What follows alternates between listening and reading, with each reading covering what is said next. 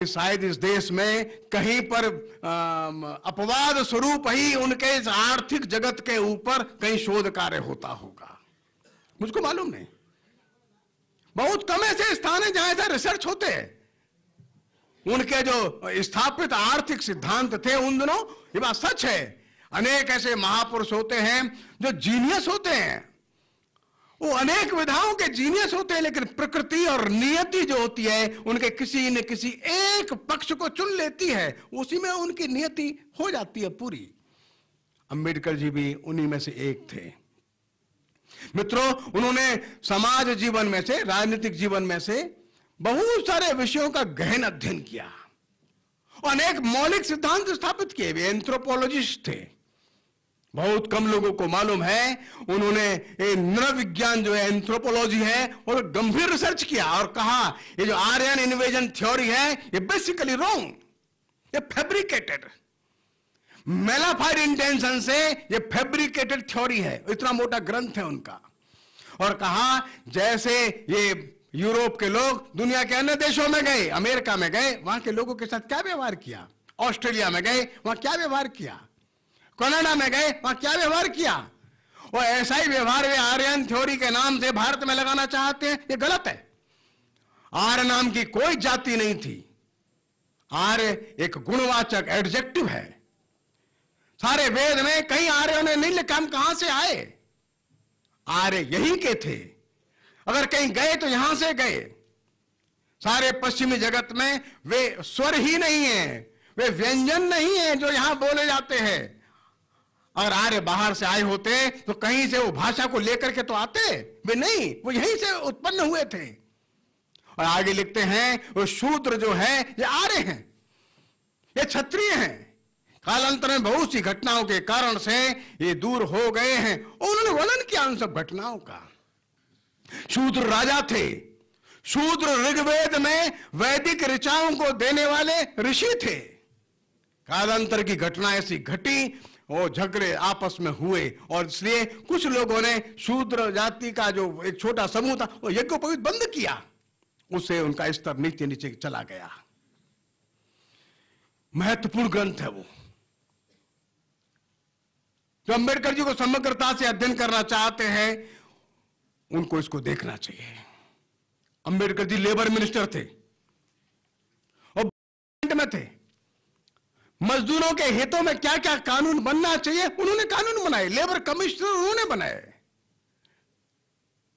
मजदूरों के काम के घंटे, मजदूरों के लिए फैक्ट्री के अंदर कोई कैंटीन में, मजदूरों के लिए कोई सब्सिडाइज्ड खाने पीने के सामान, मजदूरों के लिए डिस्पेंसरी, मजदूरों के लिए ओवर टाइम, ये सारा नियम बनाने वाले अंबेडकर जी थे। और आज लेबर यूनियंस में बहुत कम लोग जानते हैं। आज लेबर लॉज हैं उनमें से बहुत बड़ी मात्रा में जो स्थापित हुए अंबेडकर जी के द्वारा थे।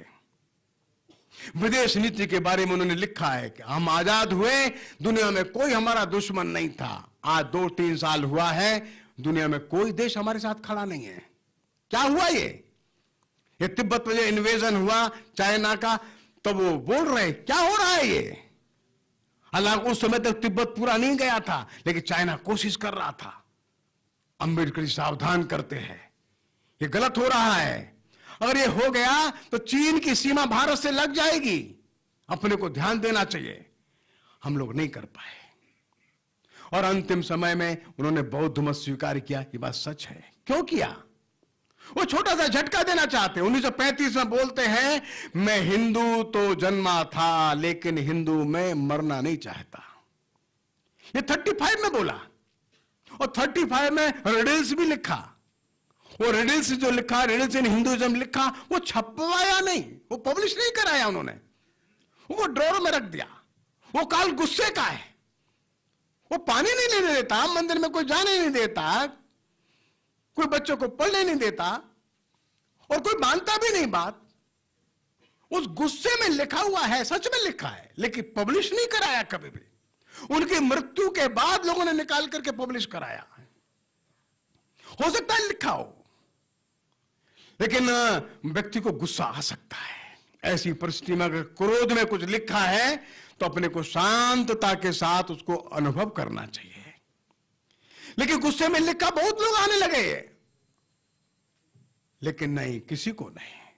और अंत में बोलते हैं, मैंने गांधी जी को वचन दिया है, मैं इस देश का कम से कम हानि हो ऐसा मैं स्थान ग्रहण करूंगा, कम से कम।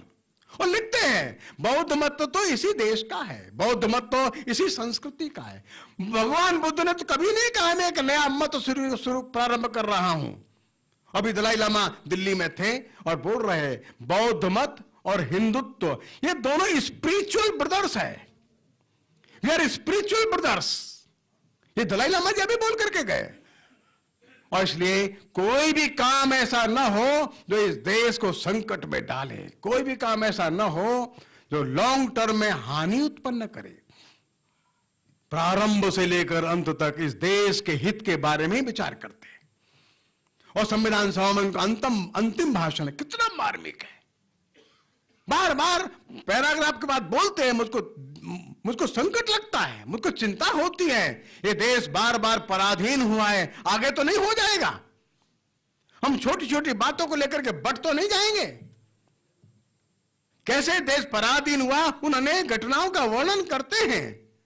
वो कौन था जो गौरी को बुला करके लाया, वो कौन था जो बाबर को बुला करके लाया, वो कौन था पृथ्वीराज चौहान के खिलाफ खड़ा हो गया, कौन मराठों के साथ में सामने मिलकर के लड़ने के लिए नहीं आए। अनेक उदाहरण देते हैं। वे कहते हैं मैं चिंतित हो जाता हूं, ऐसा भविष्य में आगे तो कभी नहीं हो जाएगा। उनका राष्ट्र भाव जो है ये संविधान सभा के भाषणों में प्रकट होता है। और इसलिए वे आदि से अंत तक, प्रारंभ से अंत तक वे हमको राष्ट्र भाव से भरे दिखते हैं।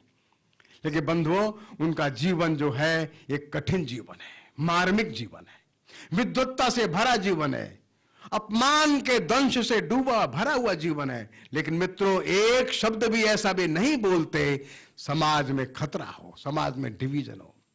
अनेक प्रकार से अपमान ग्रहण करते करते भी वे सहन शक्ति की पराकाष्ठा दिखा देते हैं। उनका जीवन एक विलक्षण जीवन है, वो अलौकिक जीवन है। वो समग्रता से देखने की आवश्यकता है। एक छोटे से प्रसंग को लेकर सारे जीवन का मूल्यांकन करना ये उचित नहीं होगा। और इसलिए उनके जीवन में जो सबसे बड़ा पक्ष है वो यही है कि समाज में सामाजिक समरसता आए, समाज में राजनीतिक स्वातंत्र आए, लेकिन समाज धर्म को केंद्र मान करके आगे बढ़े। वे कहते हैं मेरे अंदर कुछ भी अगर अच्छा है वो धर्म के तत्वों के कारण से अच्छा है। लिबर्टी, फ्रेटर्निटी और इक्वलिटी, ये तीन बातें मैंने फ्रेंच रेवोल्यूशन से नहीं ली हैं, मैंने भगवान बुद्ध के दर्शन में से प्राप्त की है।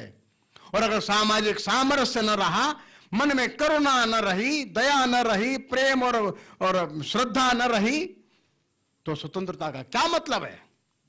हम स्वतंत्रता के राजनीतिक अधिकार दे सकते हैं, लेकिन गांव में उसको कुएं से पानी कौन लेने देगा।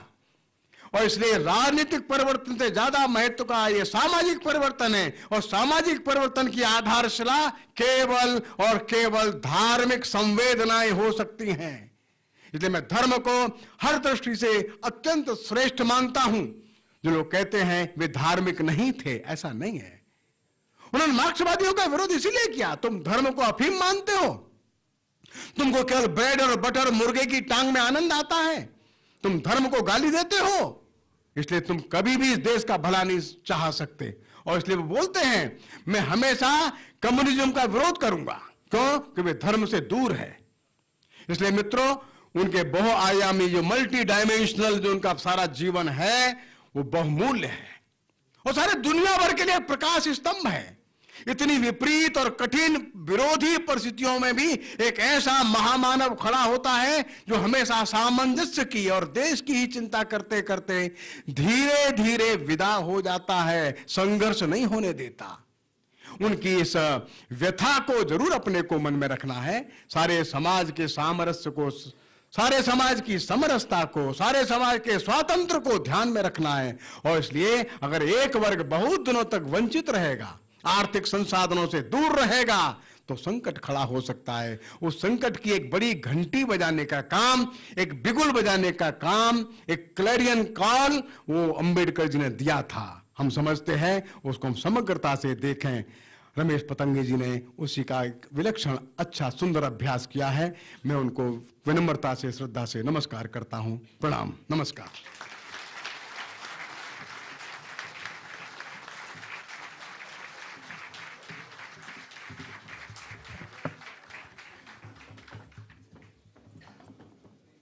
माननीय कृष्ण गोपाल जी ने हम सभी का डॉक्टर बाबा साहेब अम्बेडकर जी के जीवन पर प्रकाश डालकर हमारे मन से कई सारे कन्फ्यूजन्स दूर कर दिए हैं। मैं समारोह के अध्यक्षीय भाषण के लिए माननीय मनोहर पर्रिकर जी को आमंत्रित करती हूँ। माननीय मनोहर पर्रिकर जी।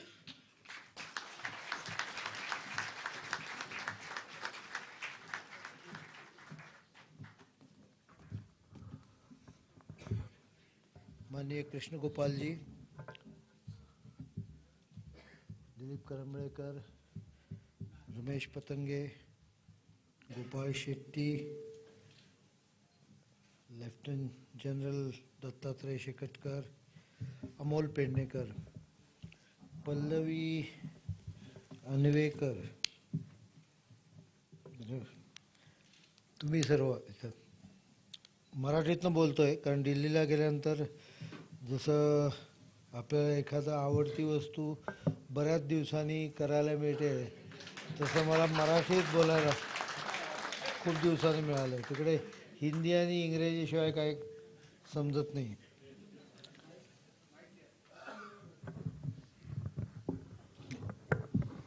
योग्य वेळी माईकमध्ये बोलायचं हे पॉलिटिशियन असल्यामुळे मी शिकलो. पण एवढंच सांगू इच्छितो की हिंदी विवेकचा कार्यक्रम असला तरीसुद्धा मुद्दाम मराठीत बोलतोय, कारण परत उद्या सकाळी पोचल्याबरोबर परत तिकडे गेल्यानंतर हिंदीचे हे होणार. शेवटी मातृभाषेत एखादी गोष्ट मांडायची असली तर ती जास्त इमोशनली किंवा काळजातनं आपोआप येते. सुरक्षा, राष्ट्र सुरक्षा, आणि मला वाटतं योग्य प्रकारे हा विषय माझ्या अगोदरच्या वक्त्यांनी मांडला आणि जनरल शेकटकरनी तर तो उत्कृष्ट तुमच्यासमोर ठेवला, त्यामुळे त्याच्यामध्ये मी जात नाही. थोडं एवढंच सांगू इच्छितो की सुरक्षा हा शेवटी मानसिक विचार करण्याची एक प्रक्रिया आहे. त्याच्या अगोदर मी विवेकचं अभिनंदन इतक्या करता करतो की त्यांनी जे आज हिंदी विशेषांक काढला आहे तो ग्लॉसी, म्हणजे आपल्या राष्ट्रविचार करणाऱ्या संस्थासुद्धा आता थोडा कमर्शियलही विचार करू लागल्या आहेत. नाहीतर मी विवेकचा 47 वर्षापासून संबंध आहे. म्हणजे अनेक वर्ष अनेक लोकांच्या घरी मी वाचायचो, कारण मला वाचायची सवय. अनेक लोकांच्या घरी ते पोस्टाचं हे तसंच वर्षभर जमा झालेलं मी बघितलेलं आहे. राग म्हणून घेऊ नये, काही लोक ते भक्तीने विवेक खरेदी करायचे. भक्तीला तुम्हाला you can't place value for it, त्याला भाव देता निश्चित करता येत नाही. पण विवेक म्हटल्यानंतर ते आपली वर्गणी द्यायची वर्षानुवर्ष. घरात कोण वाचायला असायचं नाही, काही जणांना मराठी वाचता येत नाही, पण त्याने तो कमर्शियल केला, त्याबद्दल त्यांचं अभिनंदन. कारण शेवटी आपण सुद्धा हे करायला पाहिजे. मी आज बोरिवलीत अनेक वर्षांनी आलो. मी कुठे आहे तेच मला समजत नव्हतं.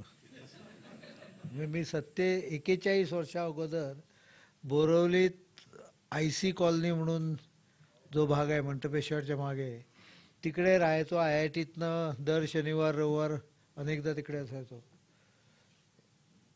पण आता बोरिवली बघितलं आणि चंदावरकर लेन मला ओळखताच आली नाही. म्हणजे IIT सोडल्यानंतर जास्त नाही येऊ शकलो, पण गेले 10-15 वर्ष आलेलं नाही. त्यामुळे बोरिवलीचा मूळ नागरिक असं जरी म्हटलं तरी आजची बोरिवली जरा वेगळी आहे. ती गोपाळ शेट्टींची बोरिवली वेगळी आहे.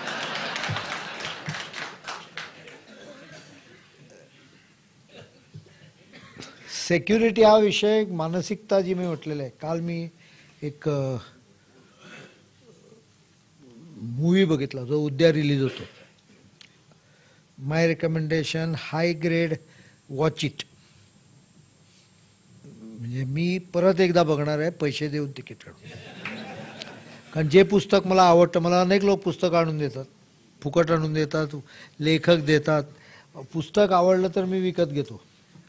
म्हणजे मुद्दाम जाऊन विकत घेऊन ते कॉपी फक्त माझ्या याच्यामध्ये ठेवतो. कारण लेखकाने इतके कष्ट केले, त्याला त्याचा मोबदला गेला पाहिजे, ही त्याच्यामधली भूमिका आहे. आणि त्यामुळे मी काल अक्षय कुमारला सांगितलं मी परत एकदा बघणार आहे पिक्चर, तिकीट देऊन बघणार आहे. काल त्यांनी प्रीमियम स्पेशल शो अरेंज केला होता, कारण डिफेन्स मिनिस्ट्रीचा त्या मूवीमध्ये भरपूर त्यांना मदत झालेली आहे. पण अत्यंत उत्कृष्टपणे सायकॉलॉजी, सुरक्षतेच्या संदर्भात त्या पिक्चरमध्ये वेनसडेपेक्षा चांगला पिक्चर. वेनसडे हा एक टेररिझमच्या संदर्भात चांगला पिक्चर आहे असं म्हणलं होतं, पण त्याच्यापेक्षाही चांगलं हे असलेलं पिक्चर आहे. बेबी नाव थोडं लक्षात नाही येणार, या नावाने काय कळणार नाही. त्या नावाला तसं मला वाटतं नाव दुसरं ठेवावं खरं म्हणजे. असे नाव does not tell you what exactly the movie is. त्याचं कारण वेगळं आहे, त्यांनी हे केलेलं आहे. पण मी एवढंच सांगू शकतो की शेवटी सुरक्षा ही मानसिकता आहे, आणि ती तुमची जेवढी बळकट होईल तेवढा देश सुरक्षित राहील. म्हणजे आता पूर्वीसारखं चायना आणि पाकिस्तान एवढा विषय राहिलेला नाही. चायना, पाकिस्तान, नक्सल, कम्युनिझम, ISIS, LET, किती लोक आतमध्ये, किती लोक आहेत बाहेर, किती लोक आहेत याचा काय अंदाज येत नाही. आणि त्यामुळे whether it is international border, line of control, line of actual ground control, line of perception of control, असे अनेक प्रकार आहे. मी काय म्हणतो ते शेकटकडनं कळालं. चायना बॉर्डरमध्ये line of our perception, their perception, आणि नंतर मला एकाने सांगितलं की our wrong perception, thereby correcting their perception. मी बराच वेळ गोंधळलो, काय प्रकार आहे तो काय कळत ना. म्हणजे आमच्या मनात त्यांना कितपर्यंत त्यांची लाईन आहे असं वाटतं, हे यांनी लाईन काढलेली आहे. म्हटले हे तुम्ही बाहेर पब्लिश करू नका, नाहीतर गंडा. नंतर यांच्या लक्षात आलं की आपण जे समजतो ते त्यांच्या मनात नाही, ते जरा पलीकडे आहेत. म्हणजे अनेक प्रकार असतात. पण मुख्य त्याच्यातला एक महत्त्वाचा विषय आहे तो म्हणजे शेवटी ह्या गोष्टी आपल्या मानसिकतेच्या बळावर आहे. आपण सीमा सुरक्षा हा विषय इतका सिरियसली घेतलेला नाही दुर्दैवाने. सीमा सुरक्षा चांगली असणं हे अंतर्गत सुरक्षतेवरही अवलंबून असतं. उद्या युद्ध झालं आणि जर इकडे काही दंगे फसाद व्हायला लागले कुठे, तर मला वाटतं ते एक अडचणीचं होईल. नक्षलवादाच्या टेररिस्ट ॲक्टिव्हिटीज वाढायला लागल्या, अडचणीच्या होईल. याच्याकरता जो एक होम मिनिस्ट्री, डिफेन्स मिनिस्ट्री यांचं, कारण लोकांना कळत नाही. सांबा सेक्टरमध्ये फायरिंग झालं की प्रेस येतो, माझ्यासमोर माईक पकडतो आणि इसके ऊपर आपका क्या कहना है. म्हटलं अरे बाबा, सांबा सेक्टर आहे, इंटरनॅशनल बॉर्डर आहे, ती home ministry border security force man करतं. तुम्ही प्रश्न राजनाथ सिंगना विचारा. ठीक है, उनको पूछूंगा आपका क्या कहना है. बोट ती त्यांनी जीव दिला, बोट जाळी, क्या प्रूफ आहे आपके पास. म्हटलं पुढच्या वेळेला कॅमेराला घेऊन जातो आणि बरोबर काँग्रेसचा स्पोक्समनही नेतो. म्हणजे दर खेपेला टेररिस्टला बॉर्डरवर जर आर्मीला किंवा कोस्ट गार्डला किंवा नेव्हीला कोणाला इंटरसेप्ट करायचं असेल आणि शूट करायचं असेल तर त्यांनी पहिल्यांदा फोन करावा, दिल्लीतनं कोणाला तरी कॅमेरावाल्याला घेऊन जावं. आणि काँग्रेसचा स्पोक्स, पण आजकाल सांगता येत नाही, ते स्पोक्समन कधी कधी मोदी सरकाराबद्दलही चांगलं बोलतात.